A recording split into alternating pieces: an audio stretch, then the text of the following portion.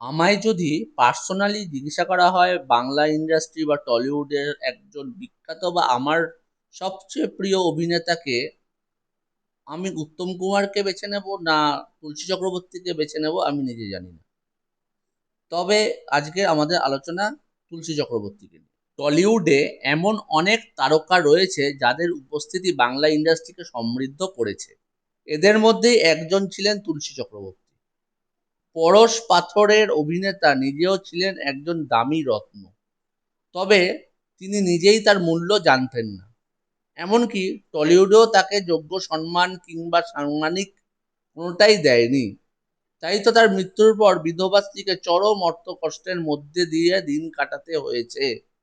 বাংলা সিনেমার শুরুর দিনগুলোর কথা উঠলে যে পাঁচজন বিশিষ্ট ব্যক্তির নাম নিতে হয়, তাদের মধ্যে একজন হলেন তুলসী চক্রবর্তী। পর্দাতে তার অভিনয় এতটাই বাস্তবচিত ছিল যে দর্শকরা পর্দা আর বাস্তবে ভেদাভেদটাই ভুলে যেতেন। কথা না বলে শুধু চোখের এক্সপ্রেশনে তিনি তার শট দিতে পারতেন। তার চোখ মুখের অভিব্যক্তির কাছে কোথায় লাগে ডায়লগ। কিন্তু এখানে একজন গুণী প্রতিভার কদর দেয়নি টলিউড।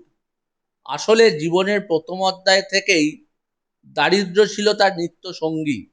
তার জন্ম হয়েছিল 1893 সালে। 1932 সালে মুক্তি পেয়েছিল তার প্রথম সিনেমা পুনর্জন্ম। তার আগে অবশ্য নাটক এবং যাত্রাপালাতে সুনামের সঙ্গে কাজ করেছিলেন তিনি।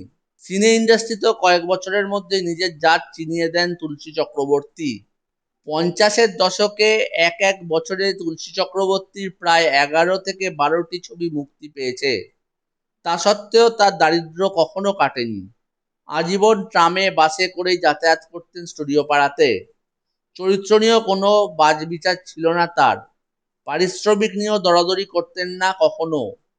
যে যখন যেমন চরিত্র দিয়ে তার কাছে এসেছেন সেই কাজ করে দিয়েছেন তুলসী চক্রবর্তী।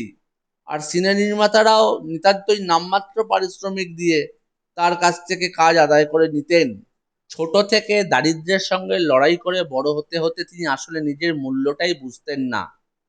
এছাড়া তার মনে কাজ করত ভয়, পারিশ্রমিক বাড়ালে যদি আর কাজ কেউ না দেয়। তিনি ছিলেন কাজের মানুষ, তাই যতটুকু পারিশ্রমিক তার প্রাপ্য ছিল তার থেকে কমই কাজের জন্য রাজি হয়ে যেতেন। নিয়মিত শুটিংয়ে যেতেন।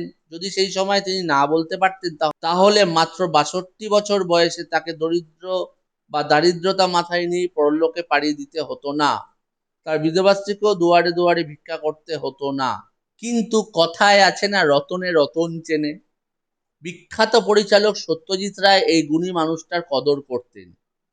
তিনি তার পরশ পাথর ছবির জন্য যখন তুলসী চক্রবর্তীকে পারিশ্রমিকের অঙ্কটা জানান, তখন মানুষটা পরিচালকের হাত ধরে কেঁদে ফেলেন।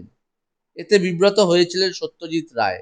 আসলে তিনি তো জানতেন যে টাকাটা তিনি তুলসী চক্রবর্তীকে দিচ্ছেন তা তার যোগ্য পারিশ্রমিকই নয়। এমনকি নায়কের ভূমিকায় কাজ করেও খুব কম পারিশ্রমিক নিতেন তুলসী চক্রবর্তী। এত বড় মাপের শিল্পী, গুণী প্রতিভা, আজীবন কাজ নিয়ে অনিশ্চয়তা, ভয়ের মধ্যেই দিন কাটিয়ে দিলেন। জাতীয় পুরস্কার তো দূরের কথা, একটা পদ্ম সম্মানও জোটেনি তার কপালে। অভিনয়ের সুবাদে প্রচুর মেডেল পেয়েছিলেন তিনি।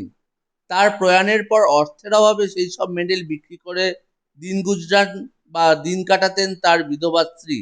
তবে এই নিঃসন্তান বিধবা মহিলাটির পাশে এসে তখন দাঁড়িয়েছিলেন মিঠুন চক্রবর্তী।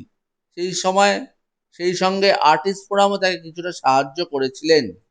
সত্যজিৎ রায় বহুবার একটি কথা উল্লেখ করেছেন যে তুলসী চক্রবর্তী মাপের অভিনেতা যদি আমেরিকায় জন্মাতেন তবে অস্কার তার ঝুলিতে শোভা পেত।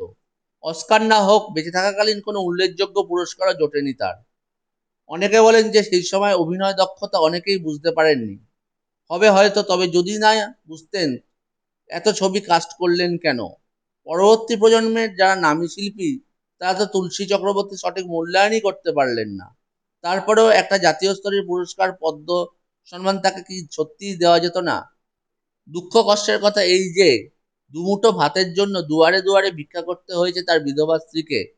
এমন প্রতিভার এত চরম বঞ্চনার নাজির খুব কমই রয়েছে।